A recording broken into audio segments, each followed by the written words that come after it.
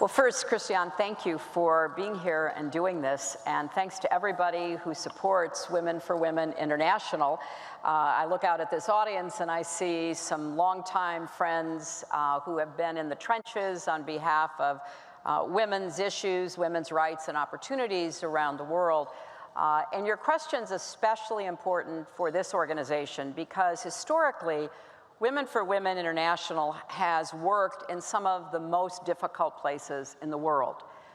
Conflict zones, post-conflict zones, places where violence, particularly violence against women and children, is a threat for everyone.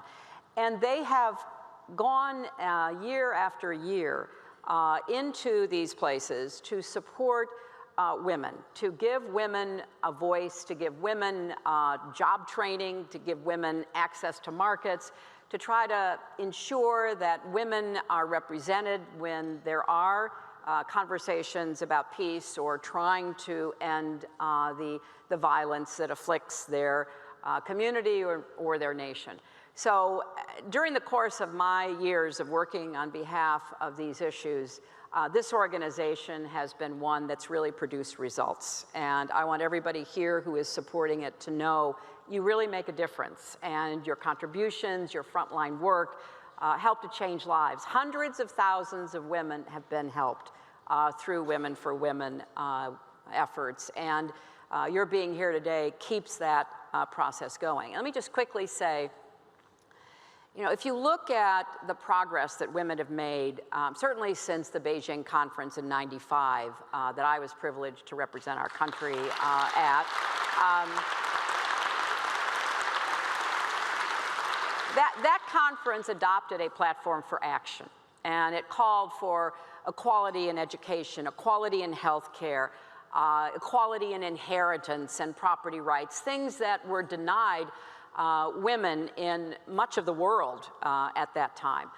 And it also was a platform for action that nations were really called upon to try to implement themselves. And in the United States, we made real progress in those years, both under 2 Democratic presidents and 1 Republican president. And I want to give a shout out to Laura Bush, who was very active on behalf of Afghan women, and she and I co-chaired that effort. So when I did a project that was looking at whether we had gone far enough, I learned that we'd made a lot of progress, except in the areas that Christiane highlighted: peace and security, where women were the primary victims of conflict and yet were not really given the opportunity to be at those peace tables, to make their views known, to speak up. Now, there were a couple of really remarkable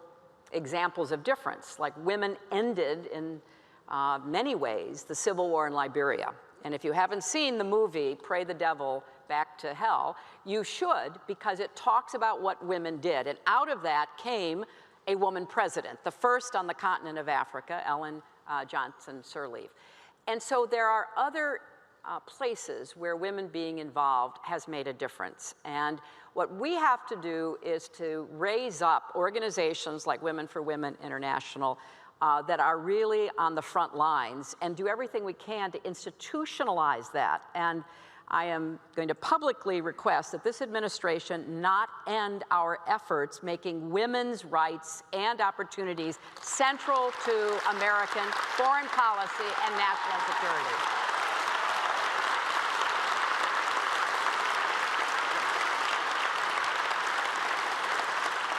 So then I don't need to ask you. I was going to ask you what you made of the severe proposed cuts to the State Department, to the USAID budget, to the women's issues and platforms that you started, and what you make of the distinct lack of any women, most women, at the security and defense and peace table of this current administration. Well, I'm hoping that voices like many of yours in this room, and I would say bipartisan, nonpartisan voices, will speak up for the work of diplomacy and development. I know that Secretary of Defense Mattis understands that. He has spoken out and said, you cut the State Department and the USAID budget, you're going to have to buy me more ammunition. because you cannot talk about pursuing diplomacy and development that will be to the benefit of the United States, to our security, to our values and interests, without understanding then that we're left with just one tool in the toolbox, namely the military tool. That is a necessary tool, but it should be only one of three. And diplomacy and development should be the first efforts. And I'm hoping that because of voices like Jim Mattis and others, that will begin to influence the administration. I am sure that everybody in this room, everybody in this country, frankly, everybody in the world is really afraid of the crisis with North Korea. So given that that affects everybody, including women, what do you make of President Trump saying that he'd be honored to meet Kim Jong-un? And I ask you that seriously because the dirty little secret is that it will take, won't it, negotiations with the North Korean regime to actually come to... I want your view on negotiations as a way to forge peace and not as a sign of weakness and appeasement. Right. What do you think? Because President Bill Clinton was the last person to actually negotiate and cause an arms control agreement that worked with North Korea. Well, boy, how much time do we have? This is one of those wicked problems that people who get the honor of holding a position like I did really spend a lot of time on. So as briefly as I can, let me say this. First of all, there has to be a regional effort to basically incentivize the North Korean regime to understand that it will pay a much bigger price regionally, primarily from China, if it pursues this reckless policy of nuclear weapons development and, very dangerously for us, the missiles that can deliver those nuclear packages to places like Hawaii and eventually the west coast of the United States.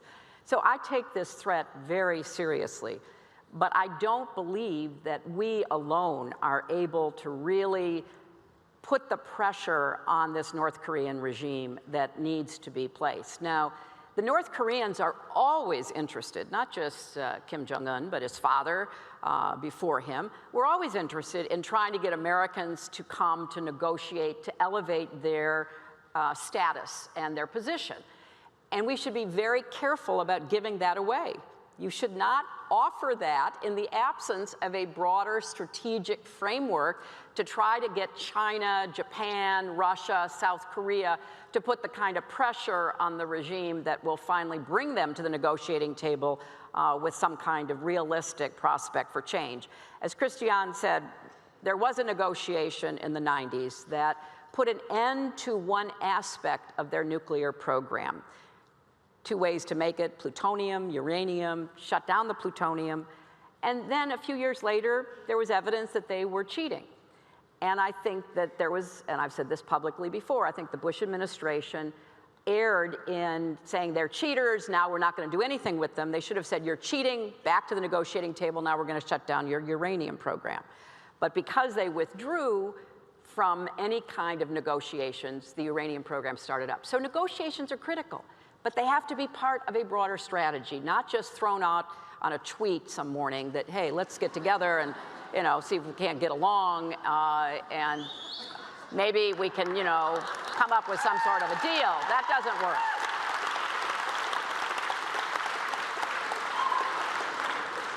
Did the Syria strike work? Well, I think it's too soon to really tell. Did you support it? Yes, I did support it. I didn't publicly support it because there was, you know, that wasn't my role, but I did support it. But I am not convinced that it really made much of a difference, and I don't know what kind of potentially, you know, backroom deals were made with the Russians. I mean, we later learned that the Russians and the Syrians moved jets off the runway, that the Russians may have been given a heads up even before our own Congress was. So I think there's a lot that we don't really yet fully know about what was part of that strike.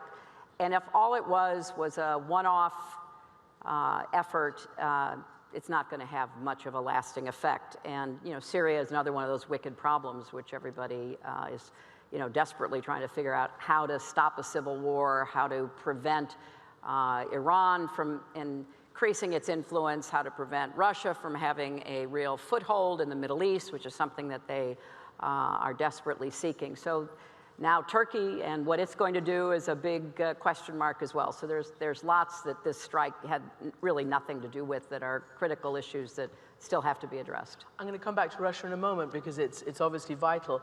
But I want to ask you as a woman, and we're dealing obviously with issues that affect women all over the world, what do you imagine your election as the first female president of the United States might have said to the world and to the women of the world who were looking for validation, for somebody to shatter that highest and hardest ceiling?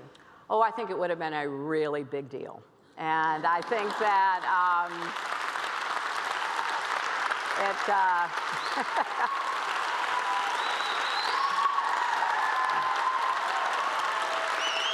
and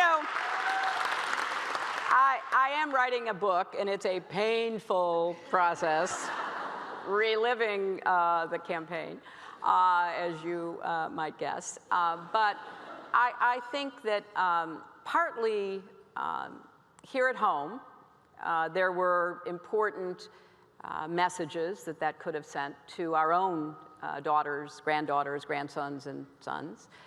But I think especially internationally. I've had the great privilege of traveling around the world, visiting in many different settings, far from the formal palaces or offices where leaders are, but into villages, down dusty roads, meeting with people, many of whom are the kind of women that Women for Women International are helping. And there is still so much inequity, so much unfairness, so much disrespect and discrimination toward women and girls. So have we made progress? Yes, we have, but have we made enough? No, we haven't. And it's not a minor issue. It's not a luxury issue you get to after everything else is resolved. It is central to the maintenance, stability, sustainability of democracy, of human rights. It is critical to our national security. You look at places where women's rights are being stripped away. They are the places most likely to either catalyze or protect terrorism or create ideologies that are antithetical to women's lives and futures. It's not an accident.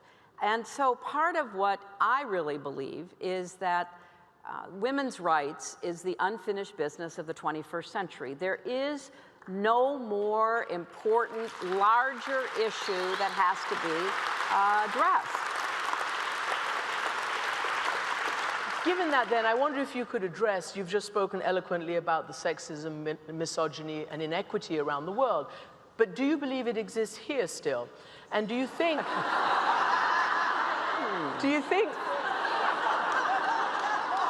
were you a victim of misogyny? And why do you think you lost the majority of the white female vote? The security moms, the people who want to be protected from the kinds of challenges you're talking about right now. Right, well, the book's coming out in the fall. But we're just to give you a tiny little preview, yes, I do think it played a role. I think other things did as well. Every day that goes by, we learn more about some of the unprecedented interference, including from a foreign power whose leader is not a member of my fan club. And so I think it is real. It is very much a part of the landscape politically and socially and economically. An example that has nothing to do with me personally is this whole question of equal pay.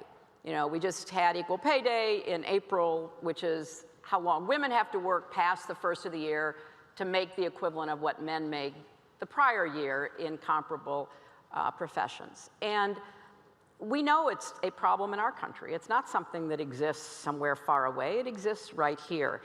And it's really troubling to me that we are still grappling with how to deal in a an economy to ensure that people who do the work that is expected of them get paid fairly and equally. So yes, there are many representations of that, many kinds of examples of that. And yes, it was a role in this election, and I will have a lot to say about it. And I think that it is something that, whatever your political party, whatever your particular ideological bent, you have a stake as a woman and a man, to go back to your very first comment, in ensuring that the promise of equality that we hold out and the efforts that so many women and men have made over the decades to secure it don't go backwards. And I think we're not just at a stalled point, I think we are potentially going backwards. For example, real quickly, on equal pay, a number of cities and states have said, you know, one of the problems about equal pay is when you hire people, you say, what was your last pay? So if you're a young woman and you've been underpaid before, and you say what your pay is, then a slight bump looks fair, but it's not, because you've got built-in inequity. So what is happening in current times in some places, I think, is quite troubling, because there's a great effort to make sure that localities don't pass laws that prevent employers from asking about past pay.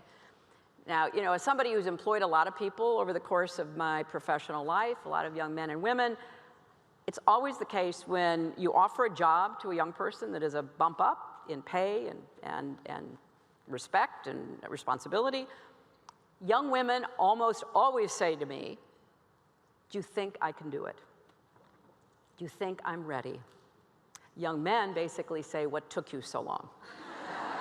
So this is something we have to clear out the cobwebs and say, you know what, there shouldn't be differences. And we've seen a lot of evidence in the last months that the tech industry, you know, the forefront of our economy, is still mired in pay inequities. And so how do we get out of it if we don't set some standards, some metrics? And one of these is, don't ask, what's the job supposed to pay?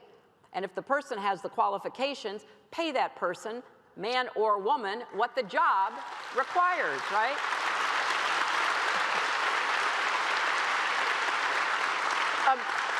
Sorry, just to bring you back to that leader of that foreign country who was not a member of your fan club. What do you make of a journalist who basically said that, in fact, President Putin hated you so much that it was personal, that he was determined to thwart your ambitions? Do you buy that? Well, he certainly interfered in our election, and it was clear he interfered to hurt me and to help my opponent. And if you chart my opponent and his campaign's statements, they quite coordinated with the goals that that leader, who shall remain nameless, had. So yeah, look, I think Russia is a great country, and I think the Russian people are extraordinarily talented, and I think they are badly governed, and I think they have been denied their opportunities to really join the modern world in a way that will lift them all up. And I also think that when their president came back after having taken a time out to be prime minister, he rigged the elections for the parliament, and I was your Secretary of State, and we do speak out about rigged elections. That kind of goes with the territory, at least it did prior to this administration. And so I did say it was an illegitimate election and it had been rigged. And people, you know, I wasn't telling hundreds of thousands, even millions of Russians something they didn't know. So they go out into the streets in Moscow and St. Petersburg and demonstrate, and Putin blames me, that I'm the one who got all those people in the streets. So it kind of went downhill from there. And it did. Before I ask you whether you would invited President Duterte to Washington or to the White House, can I just ask you something? Because again, I think many people in the room, look, whenever anybody says they're going to speak to Secretary Clinton, you know, your supporters are sad, they're devastated, they're disappointed, and some are angry. And some say, you know, could it have been different? Could the campaign have been better? Could you have had a better rationale? He had one message, your opponent, and it was a successful message: make America great again. And where was your message? Do you take any personal responsibility? Oh, of course. I take absolute personal responsibility. I was the candidate. I was the person who was on the ballot. And I am very aware of, you know, the challenges, the problems, the, you know, shortfalls that we had. Again, I will write all this out for you. But I will say this. I've been in a lot of campaigns. And I'm very proud of the campaign we ran. And I'm very proud of the staff and the volunteers and the people who are out there day after day. And it wasn't a perfect campaign. There is no such thing. But I was on the way to winning until the combination of Jim Comey's letter on October 28th and Russian WikiLeaks raised doubts in the minds of people who were inclined to vote for me but got scared off. And the evidence for that intervening event is, I think, compelling, persuasive. And so we overcame a lot in the campaign. We overcame an enormous barrage of negativity, of false equivalency, and so much else. But as Nate Silver, who you know, doesn't work for me, he's an independent analyst, but one considered to be very reliable, you know, has concluded, you know, if the election had been on October 27th, I'd be your president. And it wasn't. It was on October 28th, and there was just a lot of funny business going on around that. And ask yourself this: within an hour or two of the Hollywood Access tape being made public, the Russian theft of John Podesta's emails hit WikiLeaks. What a coincidence. So, I mean, you just can't make this stuff up. So, did we make mistakes? Of course we did. Did I make mistakes? Oh my gosh, yes. You know, you'll read my confession and my request for absolution. But the reason why I believe we lost were the intervening events in the last 10 days. And I think you can see I was leading in the early vote. I had a very strong, and not just our polling and data analysis, but a very strong assessment going on across the country about where I was in terms of, you know, the necessary both votes and electoral votes. And remember, I did win more than 3 million votes than my opponent. So it's like, really? I feel a tweet coming. Well, it's fine. You know, better that than interfering in foreign affairs. If he wants to tweet about me, I'm happy to be the, you know, the diversion, because we've got lots of other things to worry about. And he should worry less about the election and my winning the popular vote than doing some other things that would be important for the country. Just briefly, we're going to finish on some other stuff, but once the result was known, did you call President Obama? What did you say to him? Yeah, I called President Obama, and I called Donald Trump. Yeah.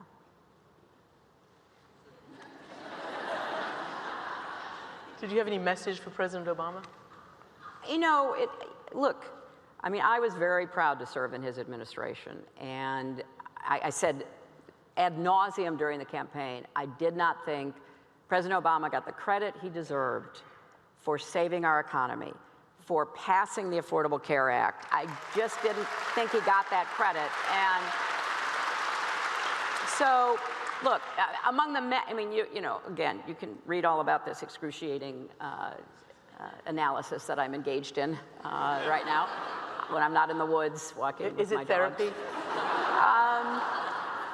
I wouldn't wouldn't say it's therapy. I would say that it is cathartic because, you know, it's very difficult to succeed a two-term president of your own party. That is a historical fact. And Democrats haven't done it since, Lord knows, like the 1820s or 30s, a long time ago. The Republicans did it once with George H.W. Bush succeeding Reagan. So it was, others may not have realized it. I always knew that it was going to be a hard election, but I thought that at the end of the day, we had made it clear. We were, you know, I wasn't going to appeal to people's emotions in the same way that my opponent did, which I think is frankly what's getting him into all kinds of difficulties now in trying to fulfill these promises that he made. Because, you know, healthcare is complicated. And so is foreign policy and other stuff that lands on a president's desk. I mean, if it's easy, it doesn't get to the president's desk. So the stuff ends up on your desk. And I'd obviously given a lot of thought about what kind of president I wanted to be, what I thought we could do. And I believe that we could build on the progress that we had made under President Obama. Now, that was not as exciting as saying, throw it all out and start over again. But I think it is how you make change in America that is lasting change, that is going to actually improve people's lives. So I was very proud of the policies we put forth. You know, I kept waiting for the moment. I've watched a million presidential debates in my life, and I was waiting for the moment when one of the people asking the questions would have said, well, so exactly how are you going to create more jobs, right? I mean, I thought that I thought at some moment that would happen.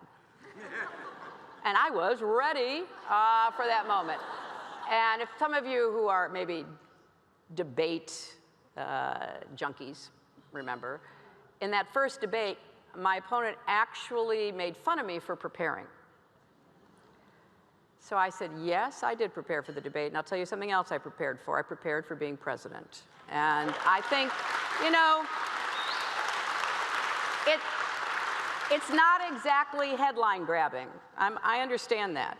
But, you know, I can't be anything other than who I am.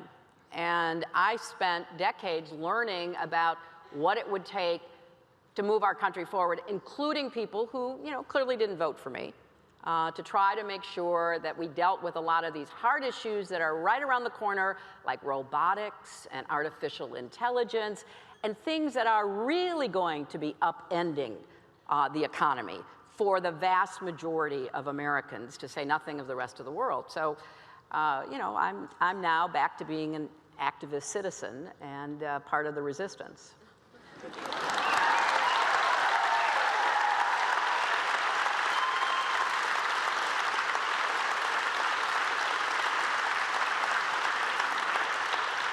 I could end it there, because that's a good ending. But I'm sure the ladies and gentlemen in this room would want to know just one more thing, because obviously peace, security, women is about jobs, is about poverty, it's about alleviating the worst of the worst that many women have to endure. You mentioned robotics and technology. We're in this massive political upside-down populist wave right now, people thinking that jobs are going to come back by looking inwards.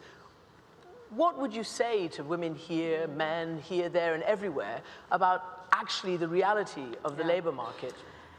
I'd say a couple of things.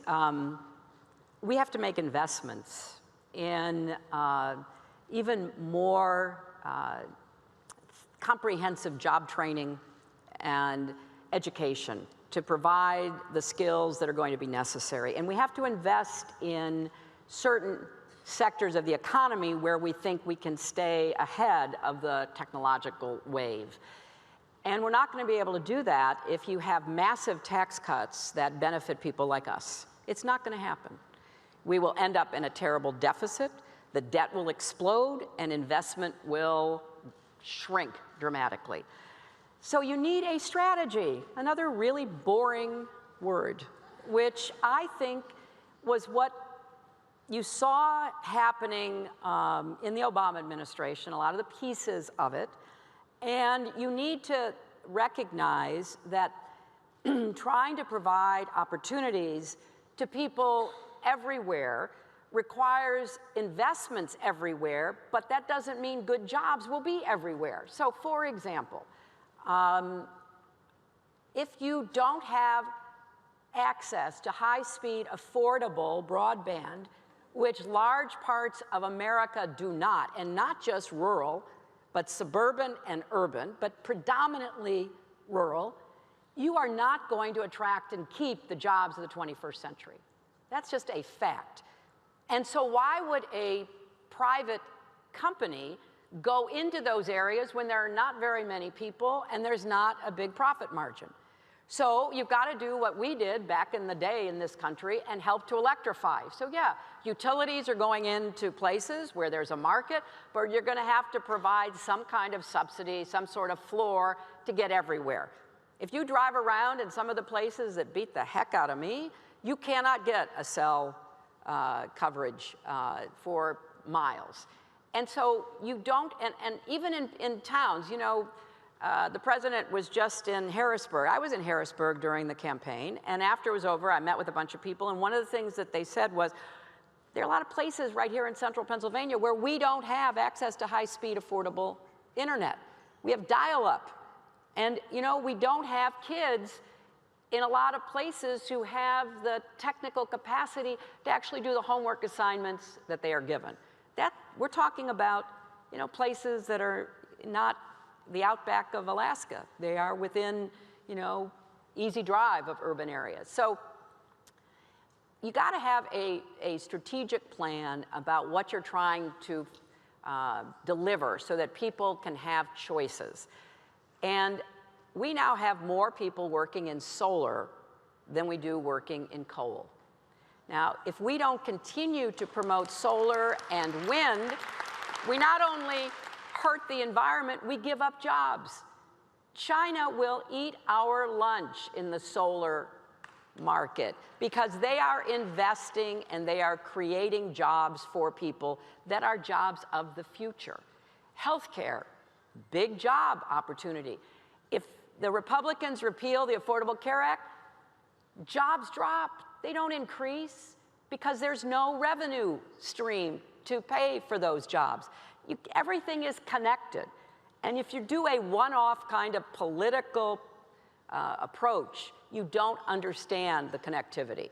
And so I think there's a lot we can do. And one of the hopes I had is that we would have a really serious national conversation about robotics and about artificial intelligence, both their promise and their peril, and what could be done about it, and what kind of floor of income would people need to be able to be anywhere near self-sufficient. So these problems are not going to go away just because they're not addressed. They're just going to hammer people over and over again and create more anxiety and insecurity and anger, which then undermines our democracy, which then puts at risk our freedoms. So this is all part of what we've got to be thinking about, and I'm hoping that you know, the private sector will help us lead the way on this, and that eventually people within this administration and the Congress will understand this is you know, this is not some kind of subject that people like I talk about, but this is really imperative to the future of our economy and the opportunities that people have for themselves and their kids going forward. Hillary Clinton, thank you very much indeed.